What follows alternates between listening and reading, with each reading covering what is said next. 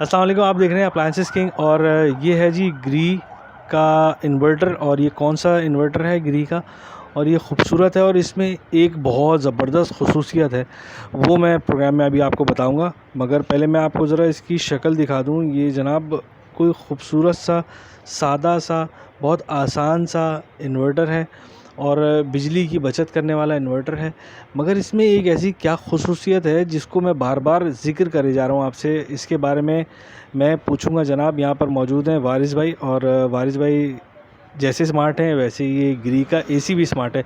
वारिस भाई अस्सलाम वालेकुम। अस्सलाम वालेकुम। वारिस भाई ज़रा इसके बारे में बताइए, ये जो है वो ग्री का एसी कैसा है, क्या करता है, और इसकी एक ख़ास जो बात है वो क्या है, ज़रा बताइए तो सही। सर इसकी ख़ास बात तो ये है कि ग्री एक्चुअली अपने नाम से सेल होता है और एक बहुत खूबसूरत इन्होंने कंपनी लॉन्च की हुई है। अभी जो उन्होंने कंपनी ने जो उन्होंने निकाला है वो उन्होंने फ़िल्टर इन्होंने टॉप पे दिए हैं इसके। आप ये देख सकते हैं कि उन्होंने ये फ़िल्टर टॉप पे दिए हैं, तो इसमें आपको सफाई करने की ज़रूरत नहीं है। ये जो आपका एंटी रस्ट जो होता है ये उसको जो है ना ये सेव करता रहता है एंटी रस्ट कोटिंग वगैरह से, यानी मॉइस्चर नहीं आने देता। दूसरी बात है डस्ट को क्लियर करेगा, डस्ट अंदर सेफ नहीं करने देगा आपको। ये जो उसके अक्सर जो है इंडोर के अंदर डस्ट आ जाती है तो उससे ये सेफ रहेगा आपको, यानी हर 15 डेज़ के बाद जो सफाई करने की ज़रूरत पड़ती है वो आपको करने की ज़रूरत नहीं पड़ेगी। और बहुत ईजीली आप इसको जो है ना सेव करके, मतलब ईजीली आप इसको जो लॉक कर सकते हैं और अनलॉक कर सकते हैं जी। अच्छा, अमूमन एक चीज़ ये होती है कि जब हम इसको जो ना इसको पूरा खोलते हैं और फिर उसके बाद यहाँ से जालियाँ निकाली, फिर उसको झड़ा, फिर साफ़ किया, पानी से धोया। अब इसमें कोई ऐसा चक्कर नहीं है। वो ख़ास बात ये है कि आपने इसको यहाँ से सिर्फ खोलना है और यहाँ से ये बिल्कुल ऊपर से जो भी कुछ है वो सामने ऊपर ही है और नीट एंड क्लीन यहाँ से हो जाएगा। अच्छा, मुझे एक बात बताइए, कितने एम्पेयर लेता है, इसकी बिजली की बचत कितनी है, और ये 1 टन का है तो इसको कितने स्पेस चाहिए होती है, कितना अच्छा कमरा जो है वो कूल कर सकता है हमारे लिए। अगर 1.5 टन का है तो कितना अच्छा कमरा, कितना बड़ा कमरा जो है वो हमारे लिए कवर कर सकता है। देखिए, अगर आप स्पेस के हवाले से बात कर रहे हैं तो 1 टन को जो कमरे की जो रिक्वायर्ड होती है वो 10 से 12, 10 बाई 10 या 10 बाई 12 के रूम में 1 टन रिक्वायर्ड होती है। 10 बाई 13 भी चल सकता है, ठीक है। दूसरी बात ये है कि अगर आपने 1.5 टन लेना है तो 1.5 टन के लिए आपका 12 बाई 14 है या 14 बाई 15, यानी 13 बाई 14, 14 बाई 15 के रूम में ही आप 1.5 टन जो है आपका ये 1.5 टन की रिक्वायर्ड होती है। और अगर आप एम्पेयर के हवाले से बात करते हैं तो एम्पेयर जो है ये जो इन्वर्टर है ये लेता है 0 से स्टार्ट लेता है और टॉर्क लेता है 6 to 7 में टॉर्क लेता है, और 2 पॉइंट यानी 2 घंटे के अंदर ही जो है ये गिरता है एम्पेयर इसका, और आके 2.5 पर आके लॉक हो जाता है। ये लॉक होने के बाद फिर ये समझ लीजिए कि जो पंखे का जो एक एम्पेयर होता है उस एम्पेयर पे ये चल रहा होता है, और आप इसको बिल्कुल कंटिन्यू चलाएं। और इसका जो सबसे बेस्ट टेम्परेचर जो वो ये है, अगर आप इसको रखेंगे तो 26 to 27 पे आप इसको रख के चलाएं, तो एक तो आपकी बिजली भी कम कंज्यूम करेगा, और दूसरी बात ये आपको फीलिंग्स भी अलग लगेगा कि भाई एसी एक रूम में एसी ऑन है।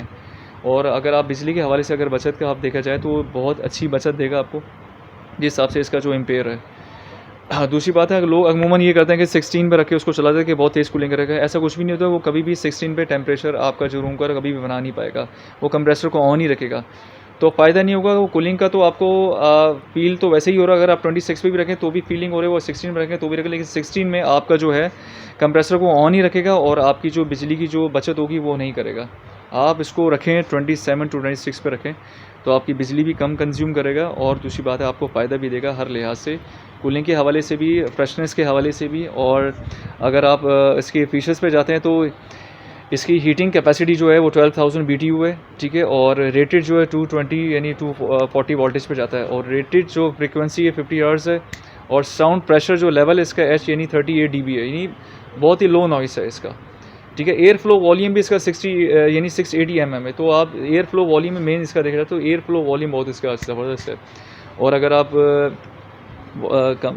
एनर्जी सेवर की बात है तो एज़ लो एज़ जो है एनर्जी सेवर है, दूसरी बात है एज़ लो एज़ 150 है। और अगर आप उसको इन्वर्टर के हवाले से देखें तो एनर्जी सेवर भी है, और इसके अंदर जो रेफ्रिजरेंट जो यूज़ हो रही है वो R410 है, एज़ लो एज़ 150। अब आप इसको can also run UPS generator and solar system पे भी आप इसको जो है आप चला सकते हैं। अच्छा जी। अच्छा, मुझे एक बात ये पूछनी थी कि सोलर सिस्टम पे चला सकते हैं, साथ साथ मुझे इसकी प्राइस बताइए। सर इसके जो प्राइस हैं इस टाइम पे 95,000 के रेट हैं, 95,000 इसके रेट अभी चल रहे हैं इसके माशाल्लाह, और काफ़ी अच्छी रनिंग है इसकी 1 टन के। अगर आप 1.5 टन लेते हैं तो वो 123,500 की उसके रेट है। अच्छा, इसमें सीरीज़ भी आती हैं। एक इसकी फेरी सीरीज़ आती है, वो फेरी सीरीज़ भी आपको मैं उसको इंशाल्लाह तो उसके हवाले से भी मैं आपको बताऊंगा। अभी ये जो मॉडल इन्होंने लॉन्च किया है ये बिल्कुल लेटेस्ट मॉडल है। इसका जो मॉडल है PIDH1, ये बिल्कुल इस टाइम एकदम जो है इसका लेटेस्ट मॉडल है इसका, जिन्होंने फ़िल्टर्स टॉप पे दिए हैं। जो स्टार्टिंग जो है ना ग्रीन ही निकाला है कि जो फ़िल्टर टॉप पे इन्होंने दिए हैं ये ग्रीन ही निकाला है। अच्छा, ये वरना अमूमन इसमें टी का है, टी सीरीज़ वगैरह? नहीं, इसमें जो क्लाइमेट एप्लीकेशन टाइप जो है वो T1 है।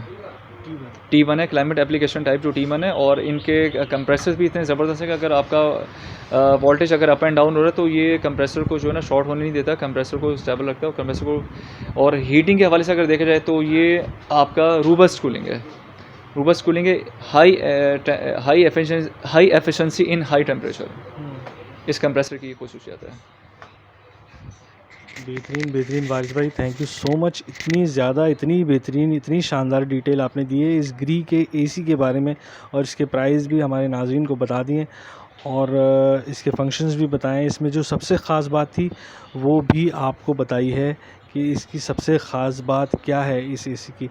चलिए जनाब, तो हमारे चैनल को लाइक कीजिए, सब्सक्राइब कीजिए और देखते रहिए अप्लायंसेस किंग, और अपनी दुआओं में याद रखिए।